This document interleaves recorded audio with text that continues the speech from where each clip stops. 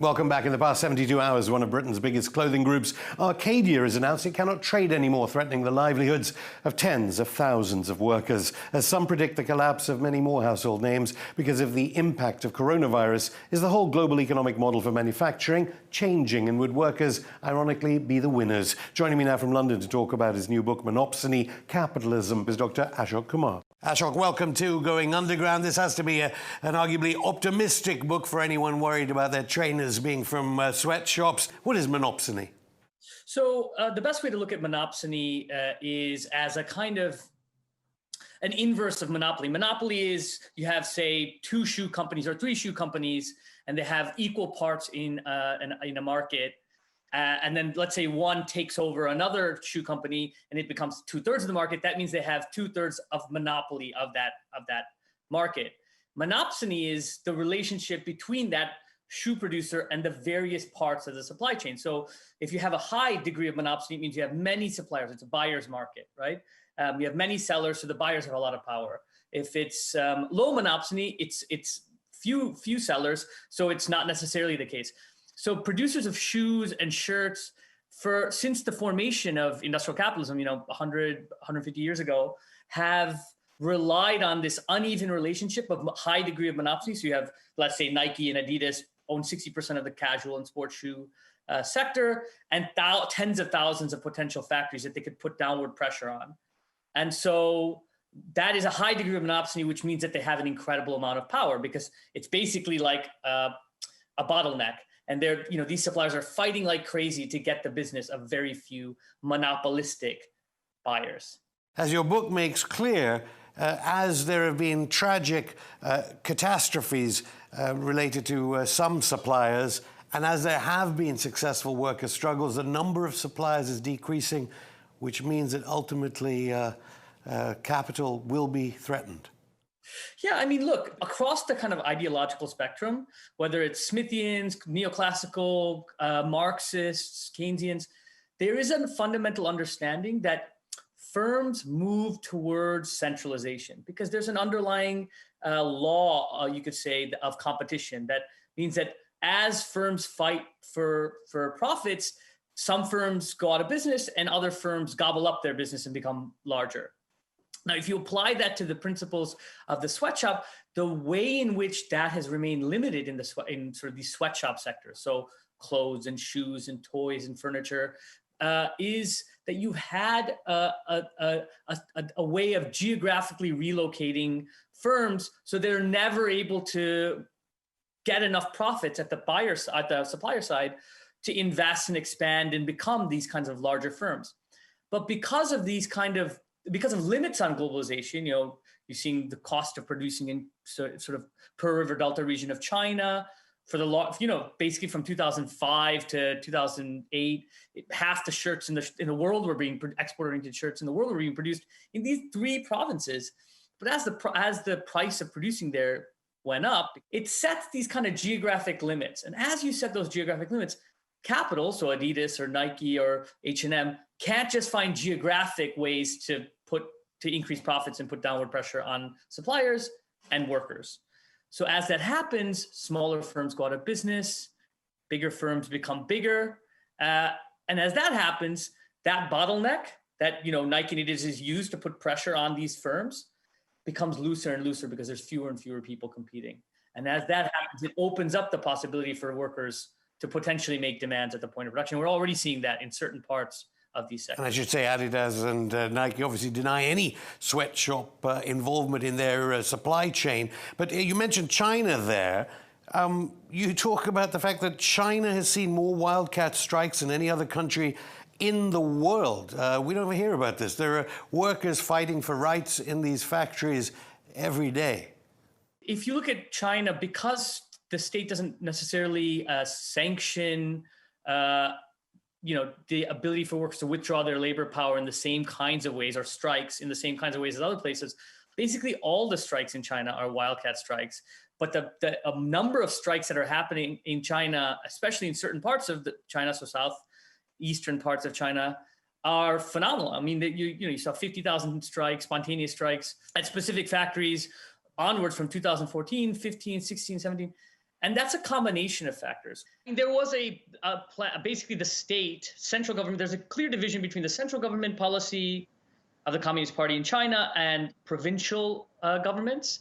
And there was a kind of forms of devolution over the course of the last 20 years to the point where the central government felt like it was not in their interest to continue to have these kinds of sweatshop sectors thriving at very low wages. And they were trying to basically advance more technologically the regions in the country that were most developed, so specifically the Pearl River Delta region. But the provinces had another plan in some ways. So you have, there was the Hu Yen strike in 2014 in Guangzhou, and it spread to Shenzhen. This is in the Pearl River Delta region, and this is the largest strike of a private sector firm in the history of China, and it's the largest producer of shoes in the world. In your studio, 1 in 6 shoes were probably produced in a Hu Yen facility, exclusive producer for Adidas and Nike. The state at the time, their policy was, 50,000 workers in these facilities and spreading, going on strike. At the time, the state's policy was basically like, don't garrison the factories, don't force them back to work in the same ways.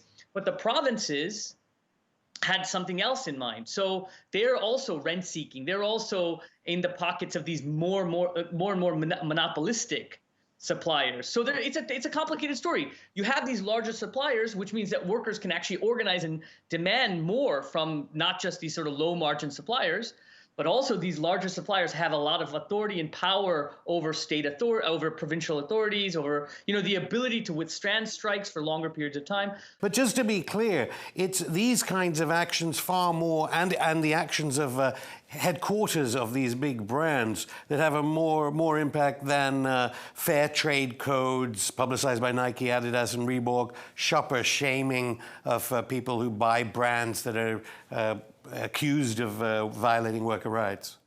I mean, look, these codes have been researched, and codes, audit regimes, multi-stakeholder agreements, all of these things that lots of them are corporate, some of them are NGOs, some of them are state.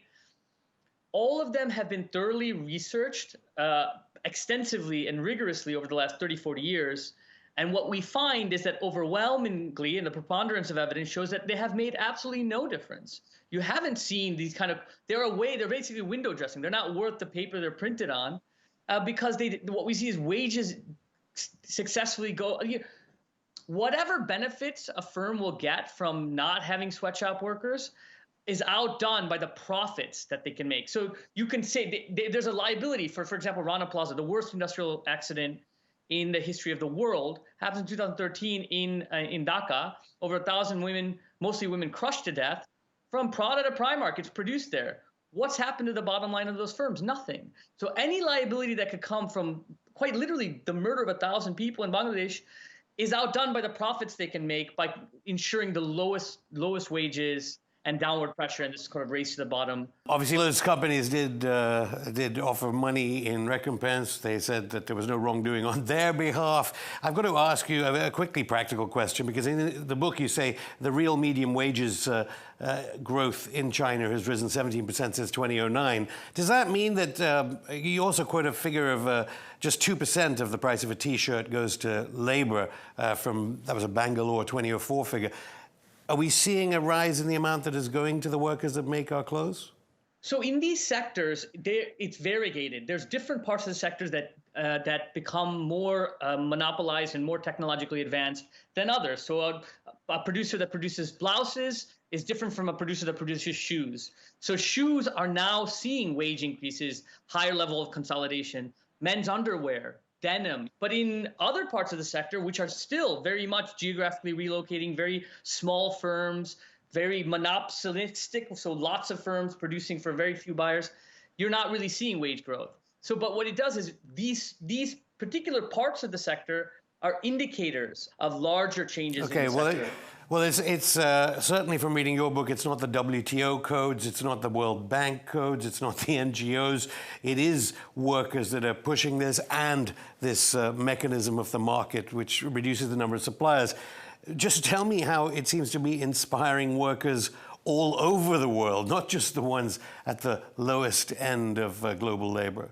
if you look at, so for example, China, you gave the example of China, you see, in a cite in the book, lots of strikes and strike action that's happening in certain parts of the sector that inspires people across the supply chain in those sectors. And that the Huyen example I gave you not only inspired workers there, but inspired workers in a Huyen facility to make the same demands in Vietnam. And that was the largest strike of a private sector employer in Vietnamese history, and they won all their demands by the state. It inspires people in all different parts of the world. That's what capital fears a lot of times with strikes and with labor actions and industrial actions. It's not just the benefits that those workers can make at that point of production.